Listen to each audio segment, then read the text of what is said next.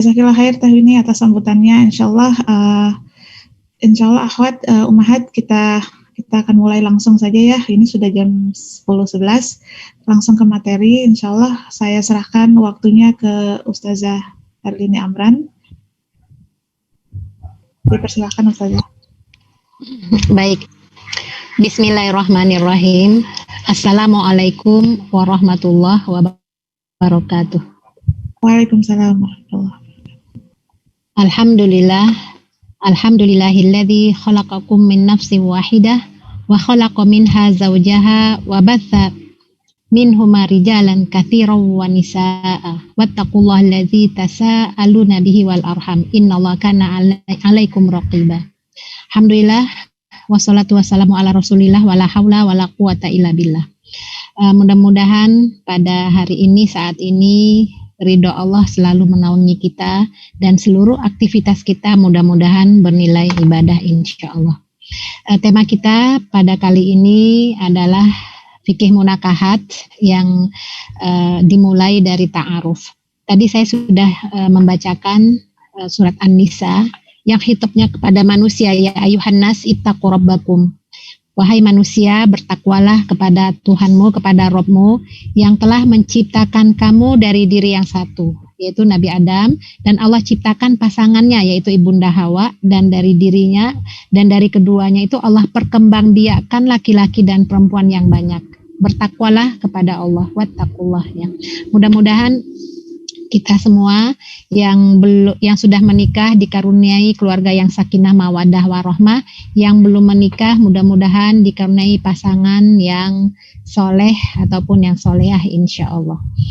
Pernikahan ini adalah sunnah ya, sunnatullah yang Allah telah ciptakan. Subhanalladzi khalaqal azwaja kullaha. Allah telah ciptakan makhluk-makhluknya itu berpasang-pasangan.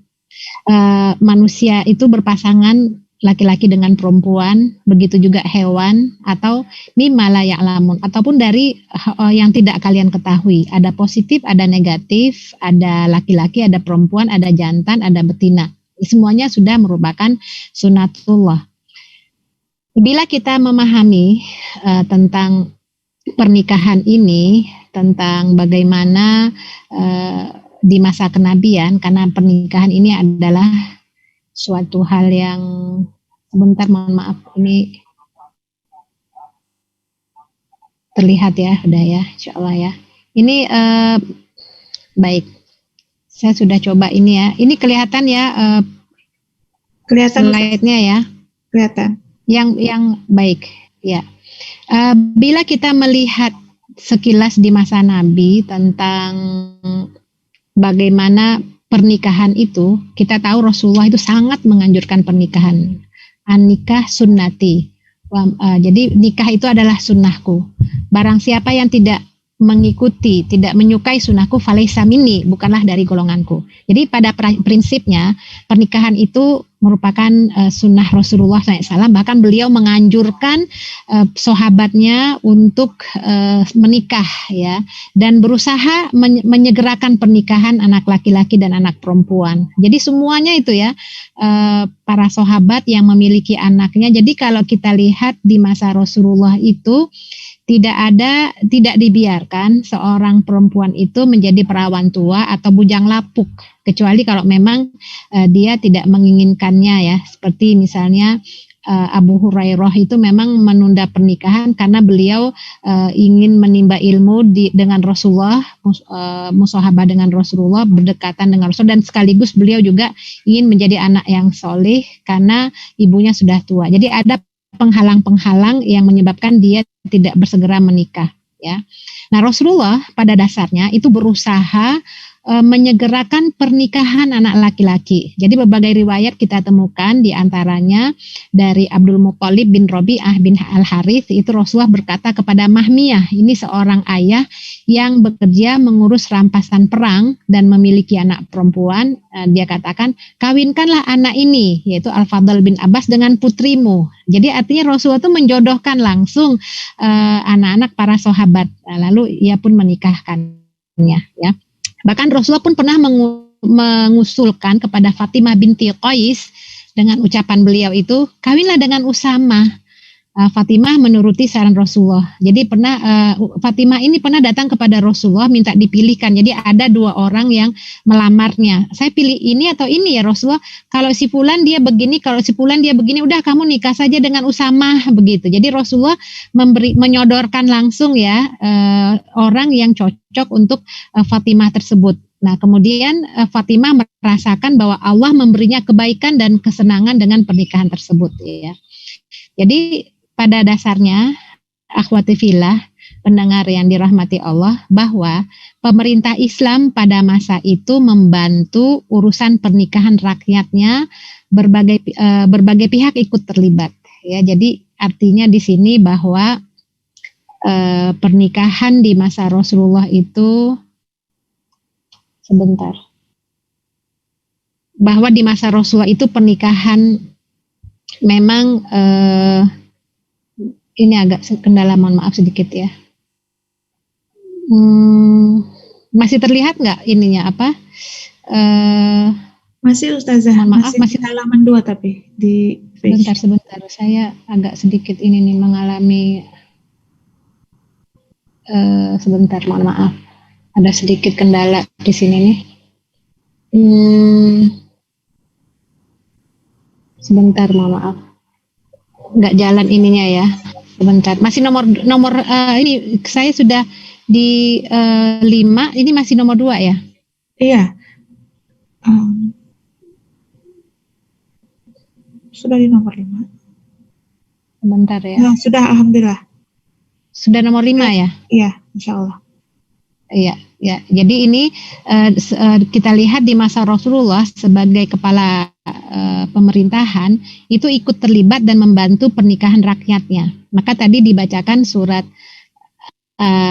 An-Nur ayat 32 itu dengan khitab wa ankihul ayama. Wa ankihu itu kalimat amr ya, kata kalimat amr yang perintah, kawinkanlah al-ayama minkum wassolihin. Orang-orang yang masih sendirian, yang orang-orang yang soleh ya, di antara hamba-hambamu atau anak-anakmu lah ya, yang masih sendirian, nikahkanlah.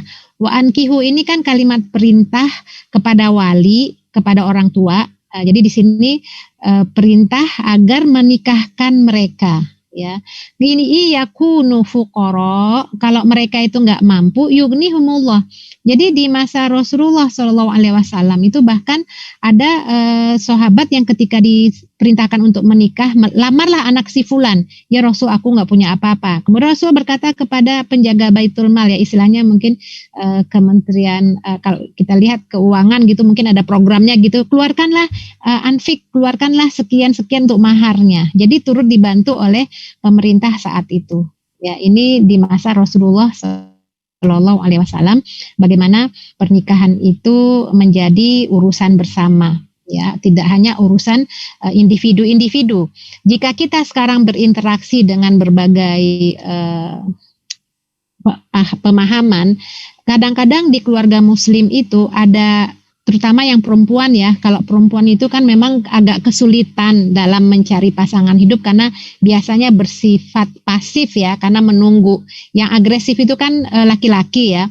Maka kita banyak temukan ya, khususnya yang saya tahu tuh di Indonesia lah ya, itu banyak ahwat-ahwat kita yang usianya itu sudah melebih dari 30, itu belum menemukan pasangan hidupnya.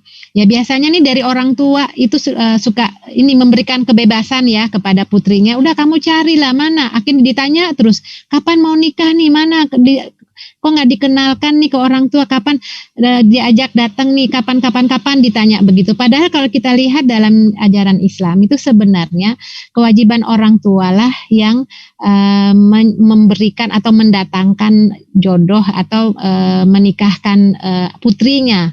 Jadi artinya orang tua itu tidak bisa berlepas tangan. Itu prinsipnya seperti itu. Bahkan kalau kita lihat dalam kewajiban menafkahi, kalau kita baca di kitab-kitab fikih, Untuk anak laki-laki itu sebenarnya kalau usia dewasa kan baligh ya, di situ kan kewajiban orang tua sampai batas baligh itu menafkahi anak laki-laki. Kalaupun setelah baligh dia belum mampu, itu adalah amal soleh dari orang tua ya kepada anak laki-laki. Tapi anak perempuan kewajiban orang tua sampai dia menikah gitu ya, terus sampai dia menikah baru lepaslah tanggung jawab orang tuanya. Jadi untuk perempuan karena memang tanda kutip masih kesulitan ya untuk mencari sendiri ya, beda dengan laki-laki yang sifatnya aktif, maka orang tua untuk khususnya perempuan lah yang mencarikannya. Misalnya kita lihat ya Hafsah radhiyallahu anha, putri Umar bin Khattab ya, ketika beliau menjanda, suaminya syahid, itu kan yang sibuk mencari jodohkan buat putrinya kan Umar ya. Dia tawarkan kepada Abu Bakar, kepada Utsman, yang sebenarnya mereka tahu sebenarnya Rasulullah itu berminat ya, berniat untuk menikahkannya. Ya, ketika Umar itu mengeluh kepada Rasulullah, ya saya tawarkan kepada mereka nggak mau gitu ya. Kata Rasulullah, tunggu dulu ya wahai Umar, anakmu akan dinikahkan dengan orang yang lebih baik daripada mereka berdua. Dan Utsman waktu itu istrinya meninggal ya, anak putri Rasulullah, akan dinikahkan dengan orang yang lebih baik dari anakmu. Jadi artinya menjodohkan ini di kalangan para sahabat itu adalah menjadi hal yang sudah lumrah, dan itu memang terbaik ya, karena lingkungan. Kalau kita memiliki lingkungan terbaik, anak-anak kita juga akan berada di lingkungan yang baik. Tapi coba kalau anak-anak itu terutama yang perempuan dibiarkan memilih sendiri, kita khawatir pilihannya itu tentu sesuai dengan keinginannya, yang bisa jadi keinginan anak kita yang perempuan itu mungkin belum tentu sama dengan pilihan orang tua ya, karena ini masalah pemahaman, wawasan dan seterusnya ya. Nah ini kita lihat sekilas masa lalu seperti itu di masa Rasulullah SAW dan para sahabat serta tabi'in, mereka lah orang tua lah yang proaktif ya menjodohkan anak perempuannya. Bahkan kalau anak laki-laki pun begitu ya, dipilihkan ya, dan mereka siap ya dengan pilihan tersebut. Nah, ketika kita berbicara pernikahan, tentu ada beberapa hal yang akan kita bahas di sini ya, tentang persiapan diri, kemudian menentukan batas kesiapan, menjaga kebaikan diri. Ini tentu orang tua punya peran aktif dalam mengkondisikan putra-putrinya. Bagaimana mencari calon, meminta persetujuan pihak terkait, nazar, ta'aruf, memantapkan pilihan, khitbah, akad nikah, walimah. Ini ya yang seputar pembahasan pertama kita pada pertemuan kita malam ini ya, kali ini ya. Kita mulai ya, mencari calon dulu ya. Nah, kebingungan yang anak kita yang perempuan itu kan kalau tidak dibimbing dari awal oleh orang tuanya, tentu dia akan, ya kita tahu sendirilah ya, berdasarkan usia, pengalaman, tentu tidak seperti pengalaman dan wawasan orang tua dalam kehidupan. Tentu perlu bimbingan, baik anak laki-laki ataupun anak perempuan. Hal ini sebenarnya kita bisa sosialisasikan dari awal ya, bahwa orang tua itu kalau dalam memilihkan jodoh anaknya, tentu tidak akan memilihkan yang sembarangan ya, pasti akan dipilihkan yang terbaik sesuai dengan kemampuan orang tua. Beda hal kalau anak kita memilih sendiri ya. Biasanya kalau pilihan dari orang tua, biasanya kalau ada masalah apapun tentu konsultasinya kepada orang tua ya. Misalnya orang tua yang memilihkan, kemudian anak perempuan ini punya masalah dengan yang laki-laki ya, suaminya, tentu dia akan konsultasi kepada mertuanya tentang anaknya. Begitu juga sebaliknya, silang ya. Nah ini.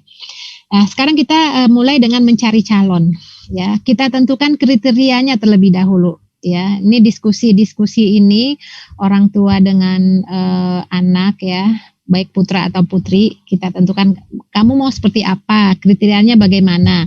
Nah ini sudah dipandu dalam Islam ya, dari hadis Tirmizi itu Rasulullah memandu ya, bahwa tunkihul mar'ah li arba', ada 4 kriteria ya yang perlu menjadi perhatian kita ya, limaliha, walihasabiha, wajamaliha, walidiniha.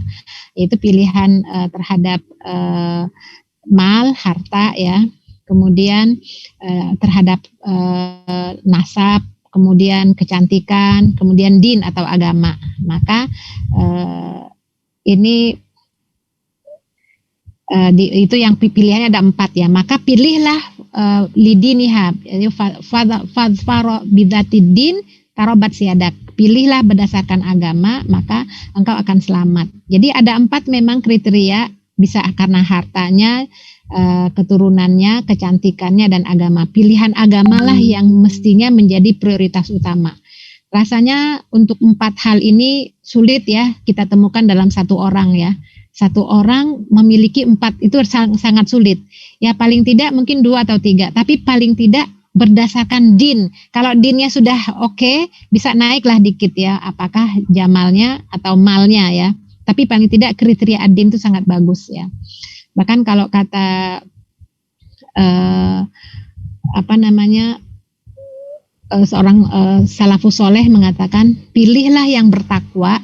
Kalau dia mencintai anakmu atau putrimu, dia akan muliakan. Kalaupun dia tidak mencintaimu, dia akan tidak akan menzolimi gitu ya. Jadi baik semua, yang penting adalah ketakwaannya dan agamanya.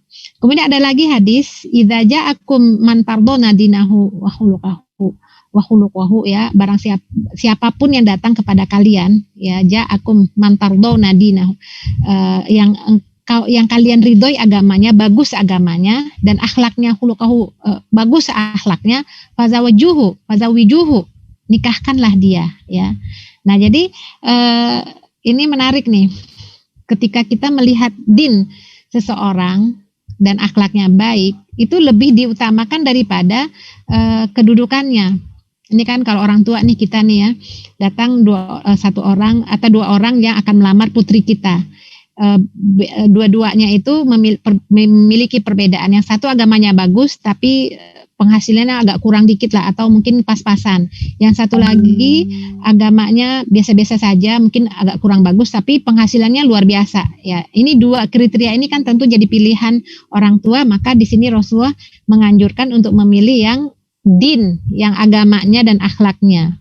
Ya, kalau masalah harta kan bisa dicari, tapi kalau masalah agama dan akhlak itu memang butuh proses ya untuk bisa kepada kebaikan. Maka pilihlah yang standarnya adalah standar agama dan ketakwaan. Nah itu kriteria ya.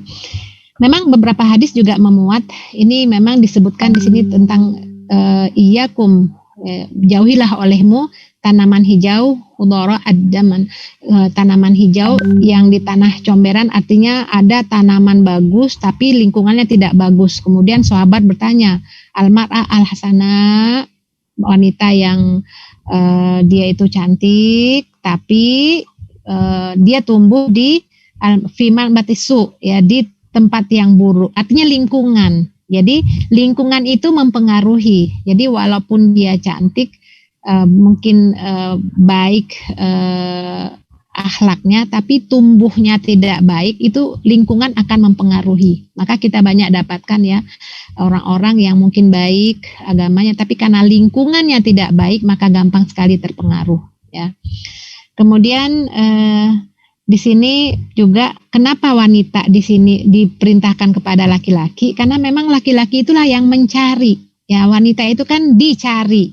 Ya, oleh karena wanita dicari, tentu orang tuanya proaktif untuk juga mencari laki-laki yang akan cocok untuk anaknya, pasangan hidupnya, menjadi pasangan yang baik. Tentu peran orang tua di sini ya. Jadi di sini kecantikan bisa membinasakan, kalau harta juga cantik itu akan membinasakan. Karena harta juga begitu, akan melampaui batas. Tapi kalau karena agama, maka agama itulah lebih utama, bisa mampu mengatasi semua permasalahan-permasalahan yang ada. Ini memang permasalahan yang ada itu, kalau agama itu bisa mengatasi segalanya lah ya. Begitu juga hadis Ibnu Hibban di sini. Jadi kalau kalian menikahi seseorang karena hartanya, Allah akan tambahkan dia kefakiran, bukannya kekayaan. Kalau kalian mengawini seseorang karena keningkratannya, karena latar belakangnya, statusnya, itu akan Allah tambahkan kehinaan buat kalian. Kalau kalian menikahi wanita karena ingin menjaga atau godul basor, menahan pandangan, maka Allah bentengi kemaluan kalian dari perbuatan dosa ya, karena ingin silaturahim dan Allah akan memberkahi pasangan kalian tersebut. Jadi memang awal pernikahan itu memang tujuannya adalah karena Allah ya. Kemudian ada lagi tazawwajul wadudul walud fa inni mukatsirum bikum al umam. Ini kriteria-kriteria yang menikahilah wanita yang penyayang, yang subur, artinya yang punya keturunan ya. Ini pelengkap aja sebenarnya ya. Baik, itu yang pertama ya. Jadi dalam menikahkan atau menikah bagi calon yang akan mencari jodohnya, pertama kriterianya dulu apa? Dibuat kriterianya. Kemudian yang kedua, kondisikan orang tua dan keluarga. Jadi ini bisa berlaku bagi individu yang akan menikah ataupun orang tua yang akan menikahkan anaknya. Jadi kalau mengkondisikan orang tua, mesti kita nih orang tua. Kita punya anak perempuan misalnya. Tentu kita akan berdiskusi dan bermusyawarah dengan keluarga dan anak kita. Kita kondisikan nih, kamu nanti cocok. Kan kita tahu anak kita bagaimana karakternya. Kamu cocoknya kalau punya suami itu yang begini, atau punya istri itu kamu cocoknya nanti istrinya seperti ini. Kita diskusikan. Kemudian kita siapa ya kira-kira. Jadi bertemunya kita ya mudah-mudahan pertemuan yang barokah ya, itu bisa sekaligus untuk mendiskusikan anak-anak kita. Ini saya punya anak, ini begini, ini saya punya ini. Bagaimana nih kalau udah siap nih, cobalah kita ta'arufkan misalkan. Kalau cocok oke, kalau enggak ya sudah enggak apa-apa. Jadi artinya pengkondisian ini penting. Di keluarga saya, anak saya 5. Anak saya anak yang pertama itu dia adik kelasnya di kampus ya, nikahnya ya. Anak saya 5 orang, 3 sudah menikah. Anak kedua itu perempuan, sudah menikah 8 tahun yang lalu ya. Dia bilang ke adik-adiknya nih, itu juga kita nikahkan ya. Jadi ini untuk ini aja sekedar informasi aja ya. Saya umpamakan bagaimana pembahasan tentang mengkondisikan orang tua. Jadi anak saya itu artinya perempuan ini artinya kita sepakat ya. Anak saya itu udah sepakat, udahlah saya terserah Umi Abi saja, saya siap dengan dijodohkan oleh orang tua. Oke, baik gitu ya. Kalau udah kita kan tentu ketika anak menyerahkan kepada orang tua kan kita menjadi wah kita harus hati-hati nih mau cari mantu. Nah, alhamdulillah anak saya ini dulu pernah kuliah di Mesir. Di sana ada lajnah munakahat. Nah, di situ ada lajnah munakahat itu mengumpulkan seluruh biodata. Kemudian ini luar biasa nih pengurusnya, pahalanya besar banget ya. Ketika berhasil menjodohkan orang-orang yang menyerahkan biodatanya di situ, itu pahalanya tuh luar biasa deh ya, Masya Allah ya. Mempertemukan kedua orang yang berniat menikah karena Allah tuh pahalanya terus ya. Kalau rumah tangganya berjalan dengan baik, harmonis sampai bertahun-tahun tuh pahalanya ngalir terus tuh bagi yang menjodohkan ya. Nah itu setelah setahun ya baru dapat itu, setelah pulang ke Indonesia tuh baru ini ketemu lah, artinya biodata ini dicocokin pas gitu ya, ketemunya di Indonesia ya, langsung ketemu dengan suami saya ya, mantu saya yang laki-laki ini. Nah itu kita kondisikan orang tua bagaimana. Nah setelah anak saya menikah, dia juga kondisikan adik-adiknya. Udah kamu kalau nikah jangan cari sendiri, mendingan diserahkan ke orang tua. Orang tua kan lebih tahu apa yang cocok buat kita. Kalau ada masalah kan kita tinggal ngomong sama orang tua, tolong diselesaikan. Coba kalau nyari sendiri, nanti kalau ada masalah nanti gimana tuh orang tua? Karena ada pengalaman ya, anak-anaknya nyari sendiri ketika ada masalah dengan suaminya kan ngadunya ke orang tua. Orang tuanya nyalain anaknya, kamu kan itu kamu sendiri yang nyari, kamu sendiri kan yang cocok, kamu kan yang cinta ya begitu. Jadi di sini mengkondisikan orang tua dan keluarga ini sangat baik, kita dukung, kita mudah-mudahan ini yang terbaik ya, sama-sama kita ya, insya Allah orang tua pastilah insya Allah memilihkan yang terbaik untuk anak-anaknya ya.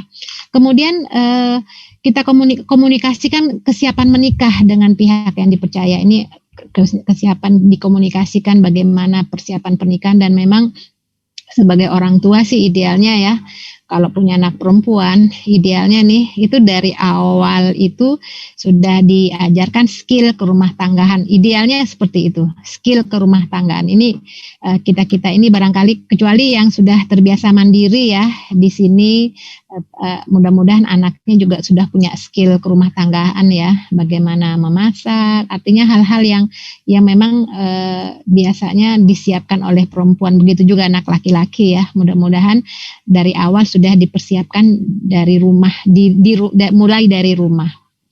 Kemudian yang keempat ini sekufu, sederajat sepadan ya. Ini sekufu ini penting karena ketika ada ketimpangan dalam masalah sekufu ini akan muncullah permasalahan-permasalahan yang bersifat manusiawi yang memang kalau bersabar bisa lanjut pernikahannya, bila tidak bersabar ya mungkin diakhiri dengan atolak ya, perceraian.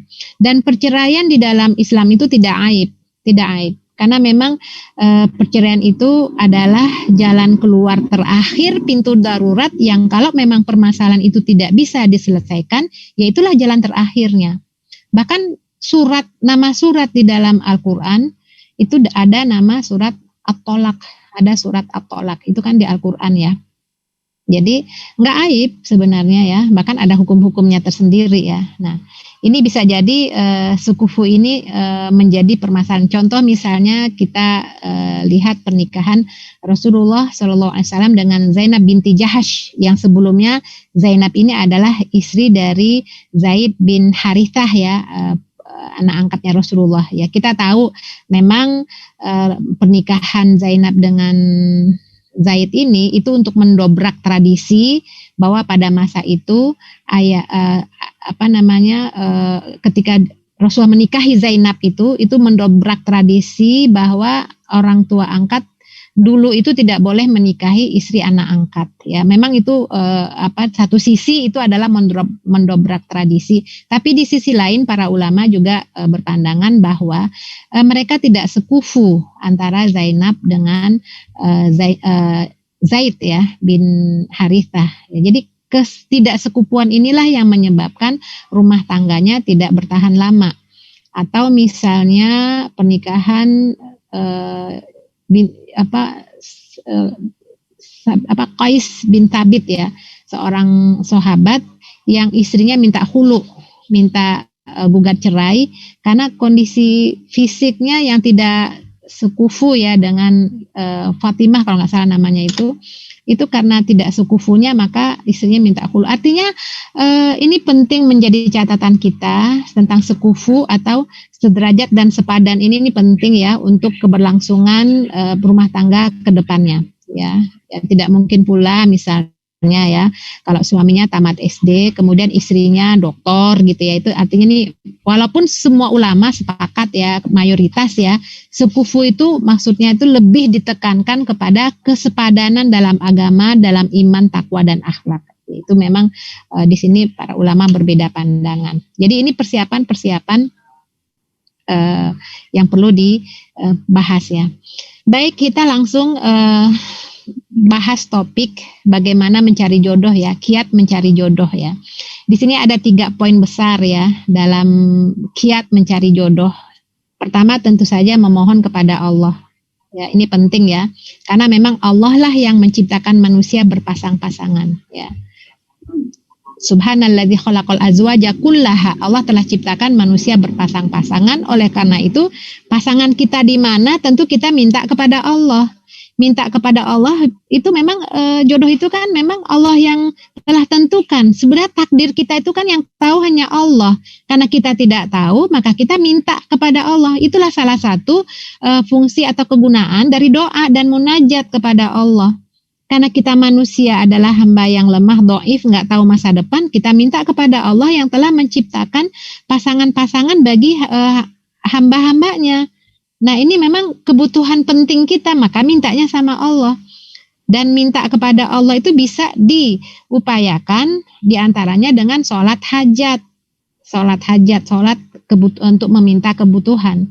Jadi sholat hajat ini memang sih judulnya itu kalau dalam hadis Nabi nggak ada sholat hajat.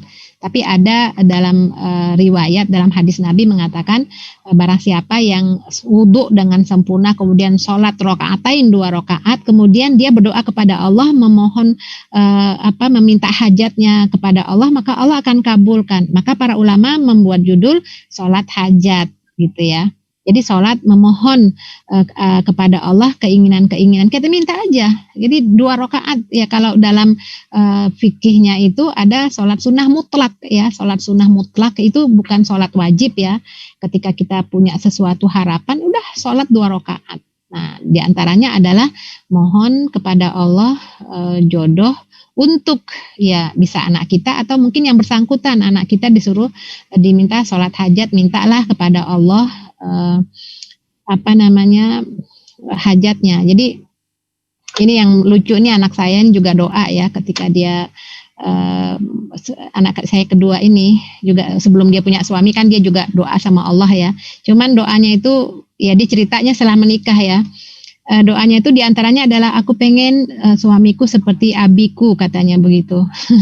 Ternyata setelah menikah akhirnya dia bilang aduh kok kayak abi semua sampai pelupanya juga kayak abi. Tadi lupa deh mestinya jangan ngomong gitu ya jangan seperti abi ya. Ini maksudnya sifat lupanya juga keikutannya suaminya juga lupa.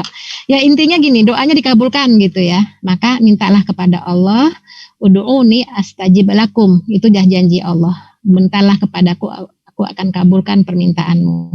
Nah, jadi kesuksesan manusia mendapatkan jodoh itu berpengaruh besar dalam kehidupan dunia dan akhirat seseorang. Itu ya. Jadi minta kepada Allah, orang tua juga mohon kepada Allah agar anak-anaknya ini mendapatkan pasangan yang soleh, yang solihat. Ya, itu yang pertama ya.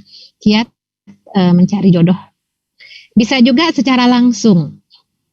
Itu artinya memohon kepada Allah ini mutlak ya, artinya itu terus dilakukan sambil juga kita mencarinya secara langsung ya. Secara langsung ini artinya calon sudah dikenal, akhlaknya baik ya.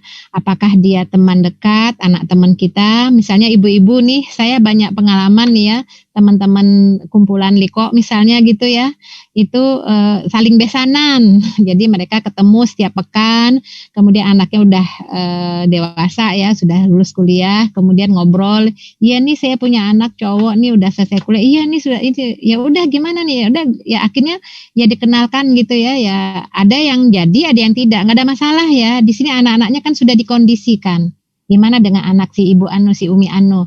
Ketemu, ya udah. Jadi dulunya pernah sih satu SD misalnya, pas sudah SMP dan SMA kuliah nggak ketemu, ya jadi ketemu orang tua menemukan, udah jadi gitu, alhamdulillah ya. Nah itu bisa seperti itu ya, calon dikenal. Walau bagaimanapun pacaran itu tetap dilarang oleh Islam. Jadi pacaran itu banyak hal yang dilanggar di sini.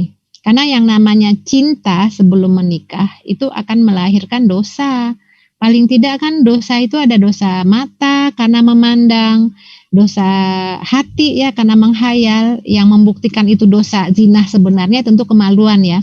Maka oleh karena itu cinta yang hadir sebelum menikah itu rentan setelah terjadinya pernikahan. Maka diupayakan supaya menghindari pacaran ya.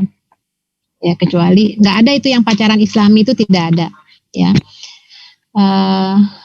Pacaran itu tetap dilarang oleh Islam ya, karena sudah menghadirkan dosa-dosa zina ya, walaupun tuh hanya zina mata, zina hati ya, itu kan setan lah itu ya. Nanti ada kholwat berdua-duaan, nauzubillah min dzalik, banyaknya terjadi kehamilan di luar nikah itu karena faktor pacaran tersebut ya.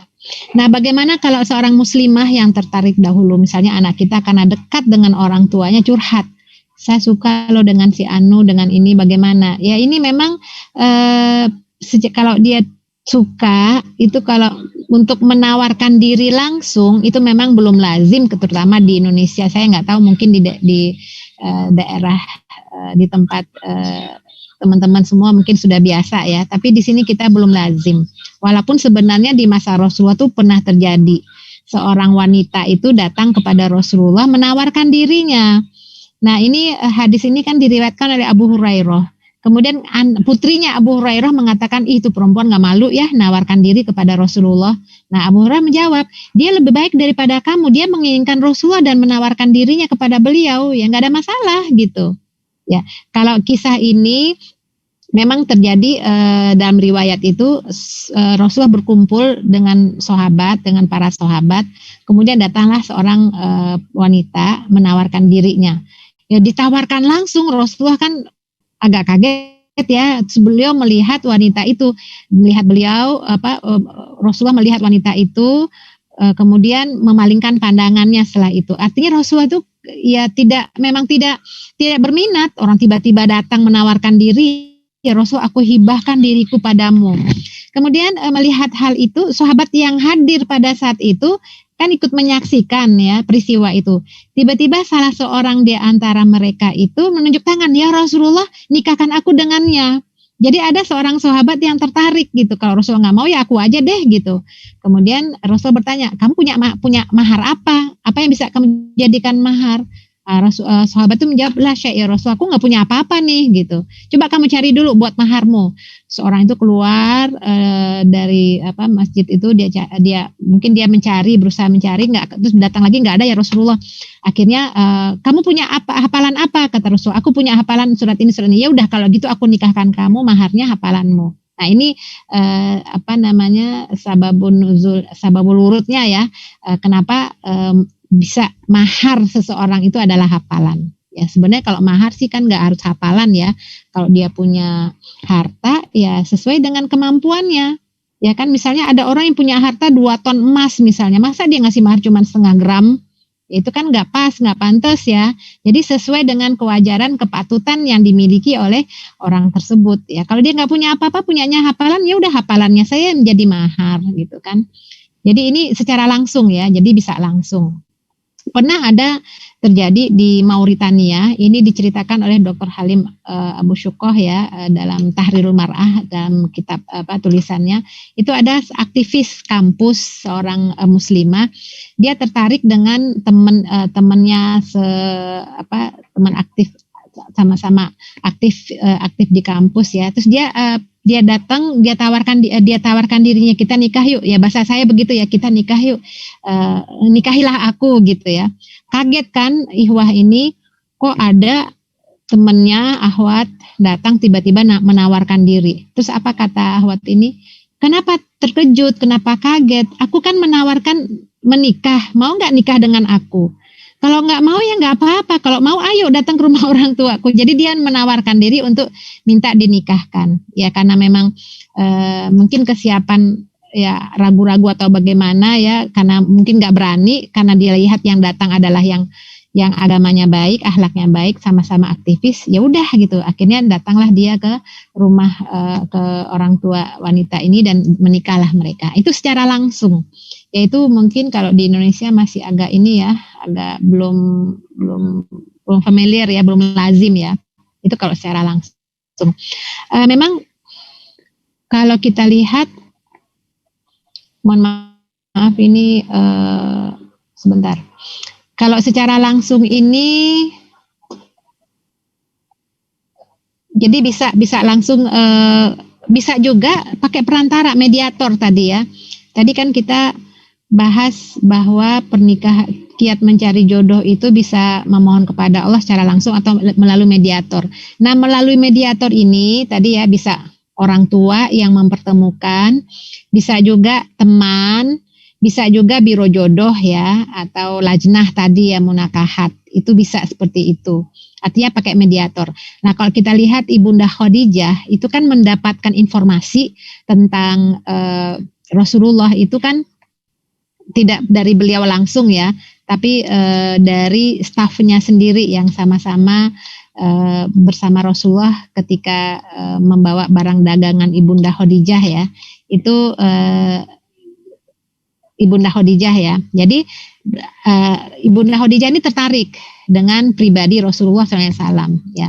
Tapi ketertarikan beliau, kesukaan beliau itu tidak diomongkan langsung gitu ya. Tapi beliau melalui Nafisah sebagai mediatornya. Nafisah inilah yang memperantarai keinginan Ibunda Khadijah dengan Rasul. Rasul itu kan tidak artinya belum ada keinginan gitu.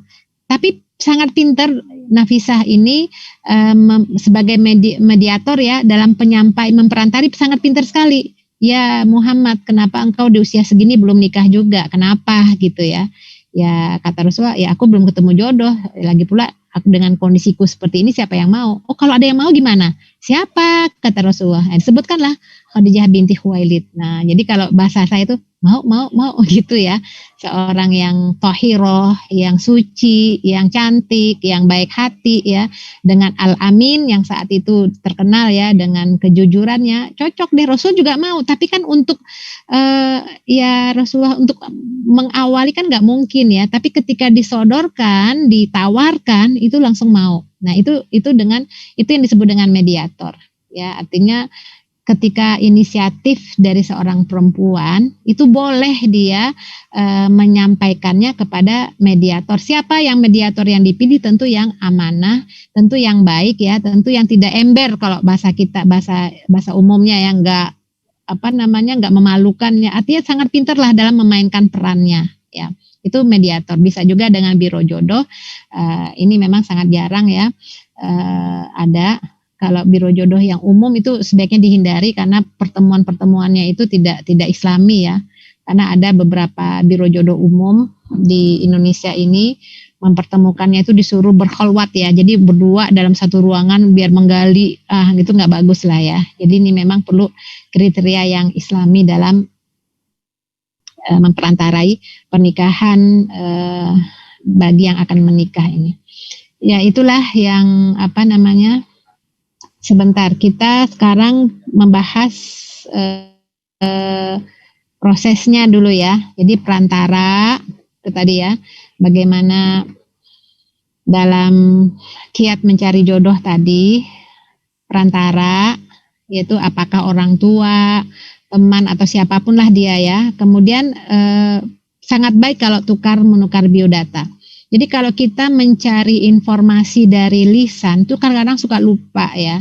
Tapi dengan biodata ini ditulis dengan jujur tentang jati diri kita, kemudian dipelajari, didiskusikan dengan keluarga, itu sangat baik ya.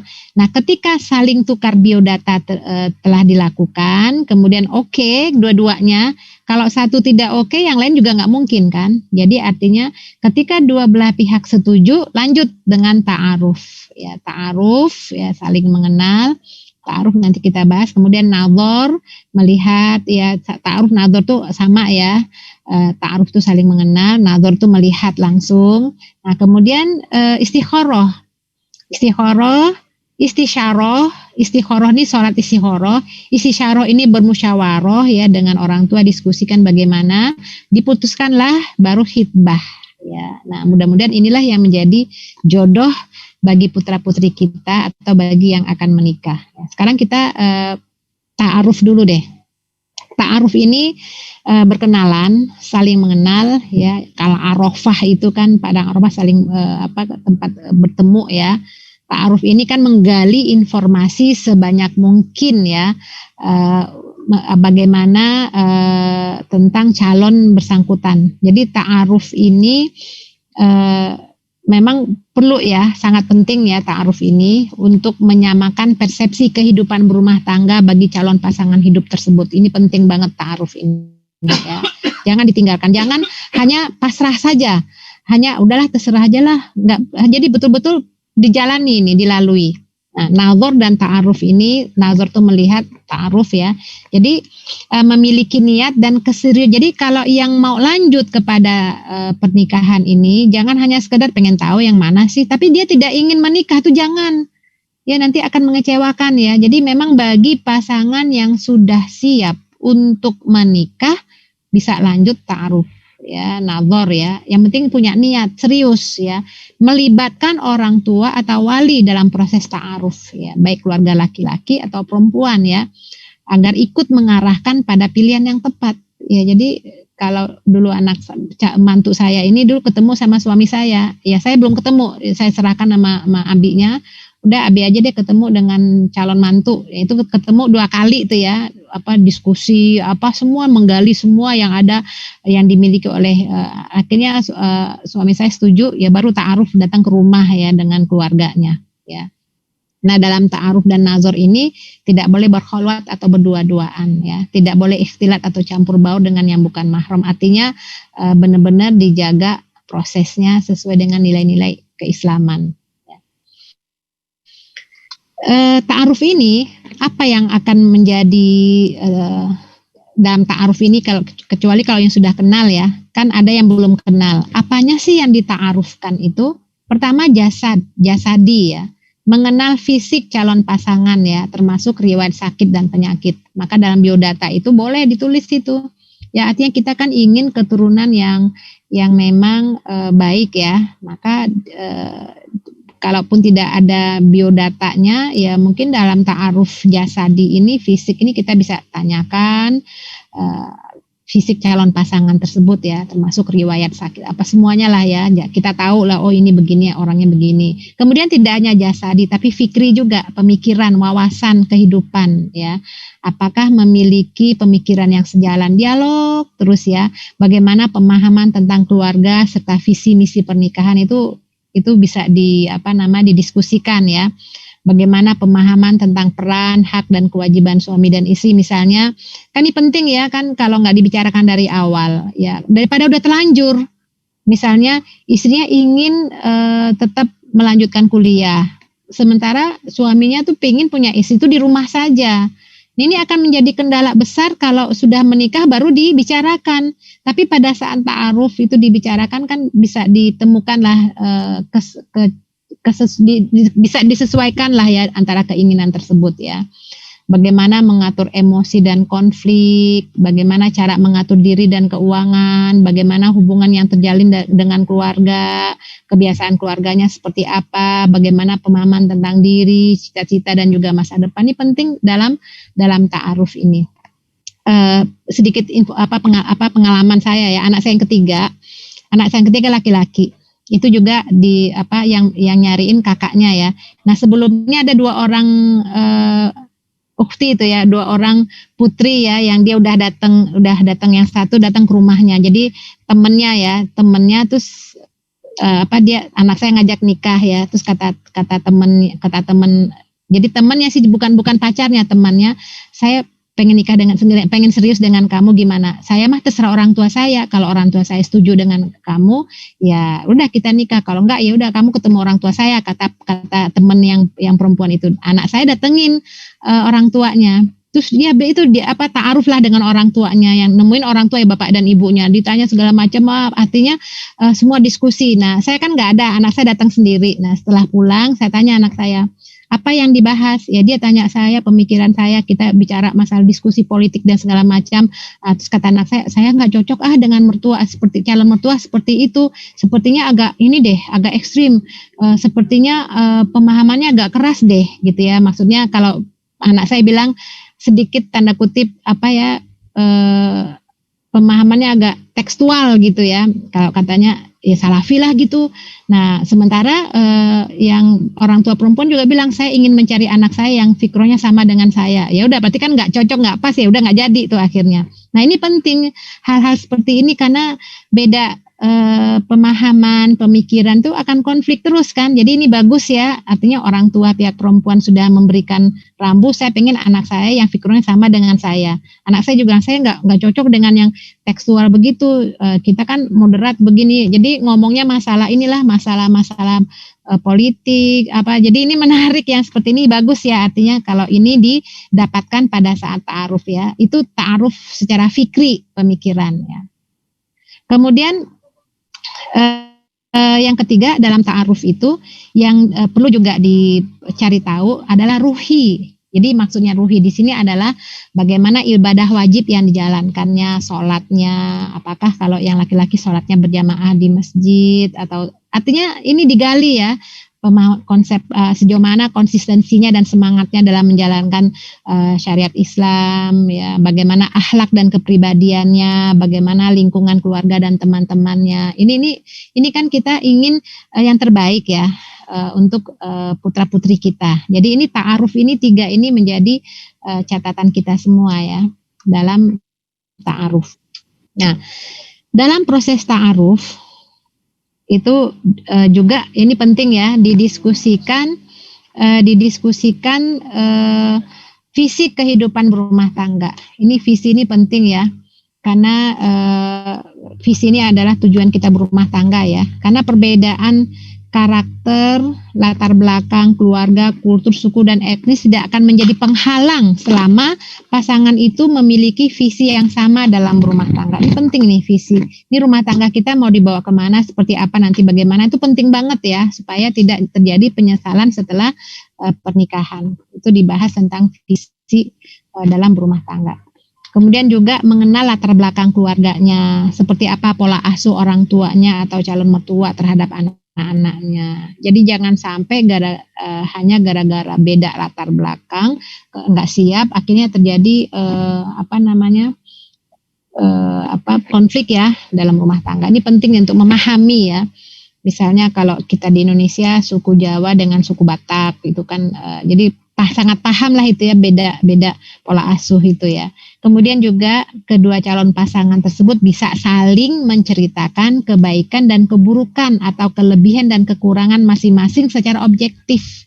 Jadi ini kelebihan keburukan itu, saya ini sebenarnya agak kurang. Misalnya gini ya, kalau yang pihak perempuan, saya ini memang anak tertua, saya agak emosi, agak egodik. Jadi artinya sampai saya ini anak bungsu, saya ini sedikit manja. Jadi artinya dalam hal ini boleh menceritakan. Yang tidak boleh itu adalah aib. Aib sama sekali tidak boleh dibicarakan. Ya, masa lalu itu tidak boleh. Ya, apalagi kalau sudah taubat. Ya, misalnya ada pertanyaan dari seorang perempuan ya, ukhti ya. Dia itu dulu sebelum hijrah pernah berpacaran sampai melewati batas sehingga tidak perawan. Nah, kemudian dia konsul ke saya, apakah kondisi saya harus diceritakan kepada pasangan calon suami saya yang melamar saya saat ini karena masa lalu saya yang tidak baik. Ya, artinya saya katakan begini, ini adalah aib ya, dan masalah aib ini Allah telah tutupi, nggak boleh lagi dibuka. Tapi nanti gimana kalau udah menikah dia tahu saya tidak perawan lagi, kemudian saya dicerai dan segala macam. Ya artinya setelah menikah tunjukkanlah bahwa kamu itu adalah seorang yang baik, yang solihat, yang berbakti kepada suamimu, yang dulu masa lalu tutup. Jadi insya Allah kalau dia suami yang baik pasti akan menerima istrinya apa adanya. Tapi kalau memang dia itu memang masih terbelenggu dengan masa lalu kemudian menceraikanmu, mungkin itu yang terbaik ya. Nah, terus intinya begitu ya, aib-aib masa lalu udah tutup. Jadi buat kesepakatan dengan calon suami atau calon istri ini adalah bahwa kita melihat masa depan, bukan melihat ke belakang. Ya, artinya aib-aib itu udah nggak usah lagi diceritakan, nggak usah ditanyakan juga. Pernah berapa kali ciuman, nauzubillah min dzalik, yang itu tuh nggak usah ditanya, ya, nggak usah ditanya. Kalau memang ingin rumah tangga kita lebih baik ya. Itu dalam ta'aruf. Jadi orang tua juga mengarahkan anak-anaknya supaya tidak mengungkit-ungkit masa lalu ya. Nadhar ini melihat ya. Jadi ketika Mughirah bin Syu'bah akan meminang seorang perempuan, Rasul memberi nasihat, lihatlah perempuan itu sebab yang demikian akan lebih menentukan bagi kebaikan hidupmu. Jadi ini melihat itu yang lebih mayoritas ulama itu lihat yang boleh terlihat wajah ya, itu jadi bukan betis, bukan paha, bukan, artinya melihat sosoknya, wajahnya, itu semuanya itu memang dianjurkan ya, nadhar. Baik,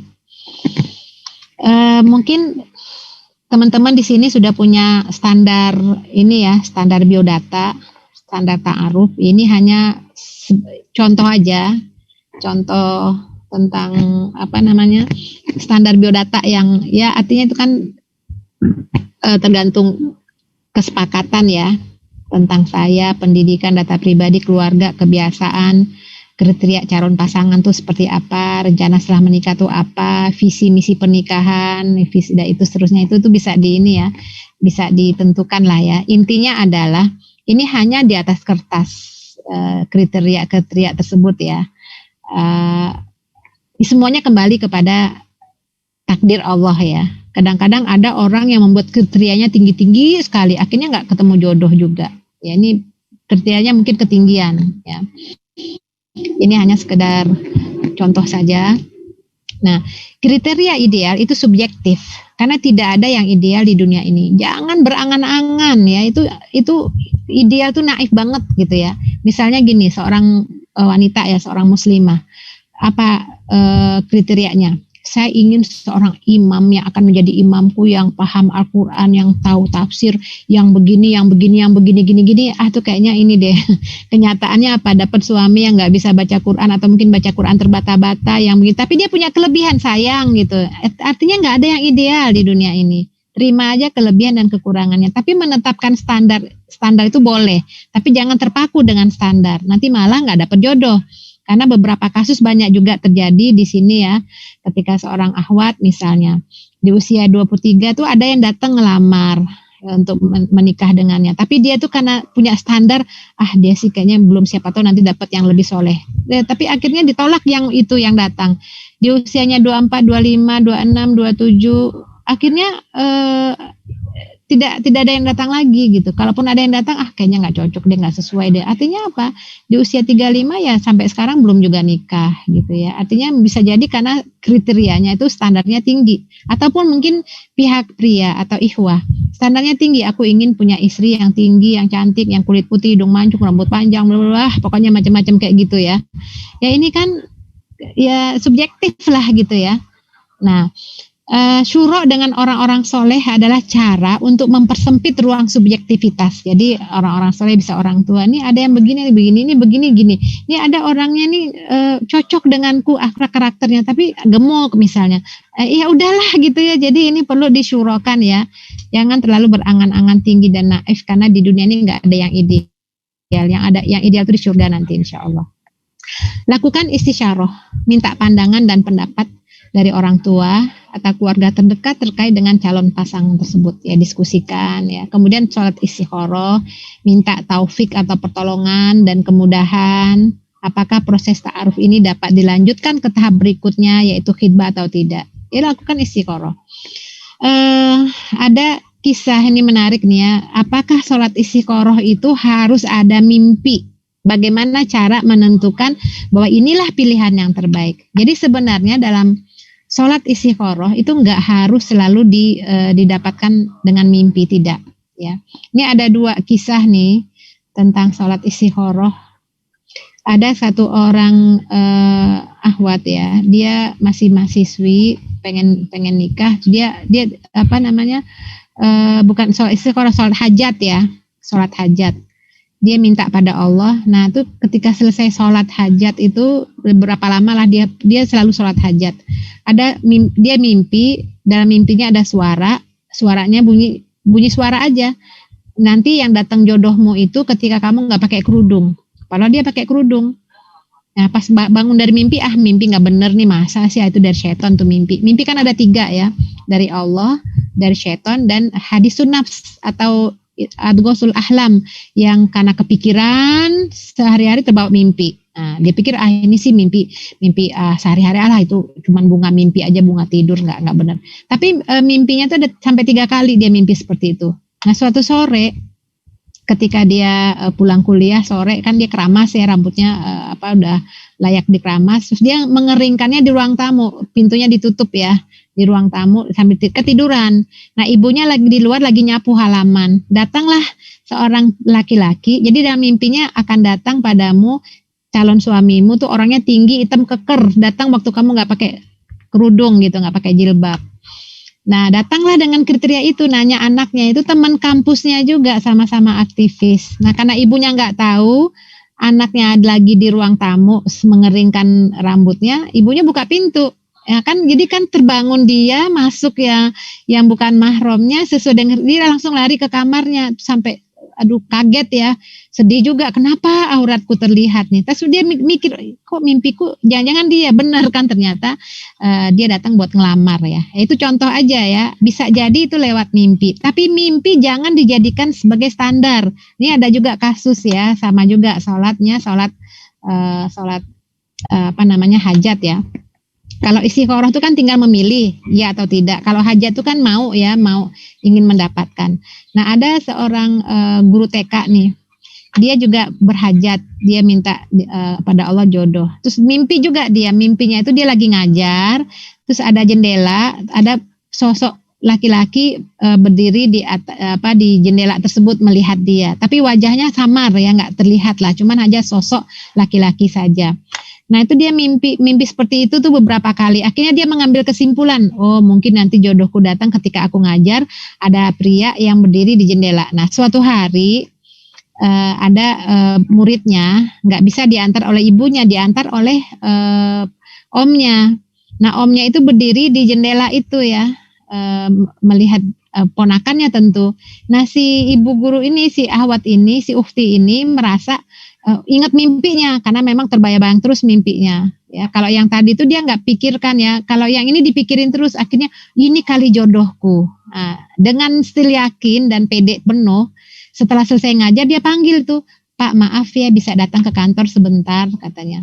Ya datang kan terheran-heran lah itu omnya muridnya, ada apa ya gitu. Nah dia kemukakan, saya bermimpi begini-begini bahwa yang jodoh saya adalah yang orang yang berdiri di jendela. Oh maaf Bu ya, saya tidak kenal ibu dan saya belum siap nikah. Nah itu kan, jadi jangan juga kegeeran dengan mimpi ya. Intinya adalah lakukanlah sholat istikharah, minta kepada Allah. Kalau jalannya mudah itulah jodoh ya. Kalau jalannya sulit berarti bukan jodoh ya. Jadi tidak harus dengan mimpi ya. Baik. Setelah menentukan jawaban dengan tadi ya, kemudian jawabannya iya, ya udah khitbah deh. Khitbah itu tolabun nikah, mengungkapkan keinginan untuk menikah dengan seseorang. Itu adalah permintaan yang diajukan seorang laki-laki atau wakilnya untuk menikahi seorang wanita melalui walinya. Itu khitbah. Nah, khitbah ini tidak pasti ya, artinya bisa jadi bisa tidak. Khitbah ini adalah pendahuluan bagi suatu pernikahan. Nah, jadi cara untuk saling mengenal lebih lanjut antara kedua calon pasangan itu. Jadi khitbah ini dirahasiakan karena bisa jadi batal ya.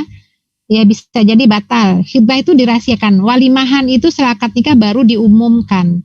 Jadi khitbah ini jalan untuk saling mempelajari akhlak, tabiat dan kecenderungan masing-masing ya. Tetap itu bukan ini ya, tetap bukan mahram.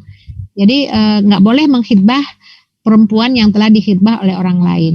Jadi sama seperti kita jual beli, kalau udah di DP oleh orang lain kita nggak boleh membeli barang itu kecuali dengan seizin yang telah mendp-kan. Begitu juga khitbah itu nggak boleh mengkhitbah orang yang telah dikhitbah kecuali kalau minta izin ya untuk mengkhitbah. Jadi tetap ya kepastian ini nggak boleh dibatalkan ya kecuali sudah kesepakatan bersama. Bagaimana kalau khitbah batal? Ya udah terlanjur datang, kemudian ternyata banyaklah godaan-godaan, kemudian gagal. Nah, memang hukumnya makruh karena namanya khitbah ini kan artinya perjanjian ya, janji menikah ya, kecuali untuk maslahat syar'i. Misalnya ada permasalahan dalam masalah keislaman ya, komitmen dalam menjalankan ajaran Islam, baru ketahuan oh dia tuh masih minum toh gitu ya, padahal katanya dia udah nggak minum, atau apa hal-hal yang boleh ya untuk kemaslahatan itu sendiri. Jadi khitbah itu adalah janji untuk menikah ya. Kalau membatalkan khitbah berarti mengingkari terhadap janji ya. Sedangkan janji itu adalah salah satu mengingkari janji itu adalah salah satu sifat dari orang munafik ya. Kalau bisa sih jangan sampai khitbah itu kalau sudah ini jangan sampai dibatalkan kecuali karena alasan-alasan syar'i. Sedikit satu lagi ya, pembahasan kita ini tentang problem pranikah. Ini terlihat udah terlihatkah problematikanya? Ada beberapa problematika dalam pranikah ini. Sudah Ustazah. Sudah ya. Yang ini nih tentang ini ya. Namanya problem itu pasti ada masalah ya. Jadi ahasibannasu ayyutraku ayyaqulu amanna wa hum la yuftanun. Apakah manusia itu mengira bahwa mereka dibiarkan saja mengatakan kami telah beriman sedang mereka tidak diuji lagi? Ini ada beberapa problematika ya yang menghalangi segera menikah. Bisa jadi karena restu orang tua nggak setuju. Bisa juga karena belum kerja. Bisa juga belum menemukan yang pas ya. Bisa juga karena belum berani. bisa juga ya macam-macam lah. Makanya tadi ada yang sudah ta'aruf, yang sudah oke, yang sudah menentukan waktunya, tahu-tahu gagal. Yaitu pasti ada kendala-kendalanya ya. Itulah jodoh, jauh dinanti, dekat ditolak. Itu godaannya banyak banget ya kalau masalah jodoh itu. Nah, sekarang di manakah jodoh Anda berada sekarang? Di manakah jodoh anak kita sekarang? Ya, ini terutama anaknya udah siap nikah, orang tuanya di mana ya, kemana ya, seperti apa ya, gitu ya. Ini pertanyaan-pertanyaan kita semua. Jodoh itu tidak ada yang kebetulan, nggak ada kebetulan. Semua yang terjadi di dunia ini itu sudah ketentuan Allah, sudah ada di Lauhul Mahfuz. Jadi kebetulan ketemu di sini, tidak ada yang kebetulan, termasuk jodoh. Ya, tidak ada yang kebetulan. Jodoh yang tepat akan datang di waktu yang tepat, insya Allah ya. Ini sudah menjadi suatu rumusan, insya Allah gitu ya. Nah, kriteria terlalu ideal itu terjebak dengan kalimat ini nih, karena ideal, salah pilih jodoh menyesal seumur hidup. Nah, suka begitu tuh. Ini nih jebakan ini ya.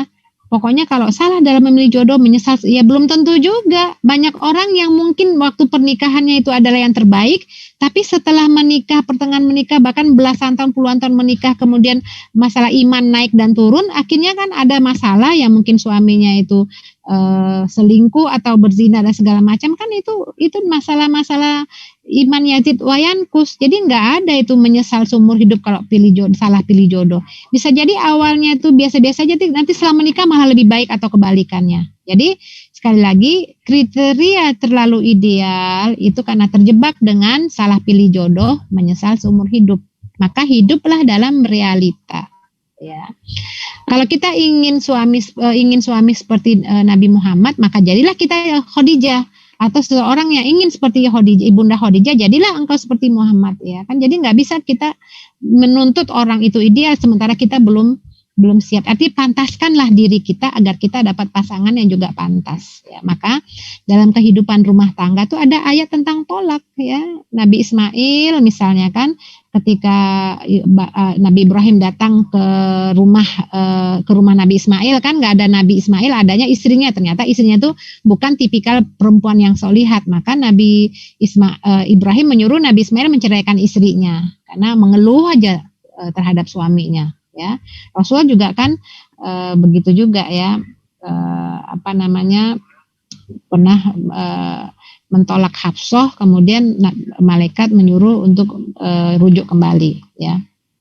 Nah, termasuk juga usia, terlambat atau cepat menikah, ya itu memang problematika ya, terlambat nikah. Bahkan ada yang kemarin itu di usia 56 tahun seorang wanita ya baru ketemu jodohnya. Ya, bisa juga permasalahan pernikahan ini adalah pekerjaan yang belum mapan.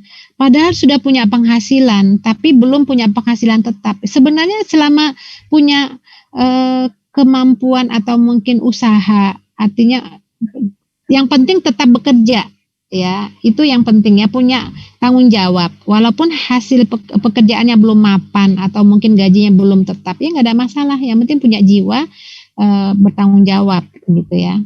Dan orang tua juga mudah-mudahan bisa restu ya, karena ini problematika pranikah ini kadang-kadang orang tua nggak restu ya, masih mengharapkan yang ideal.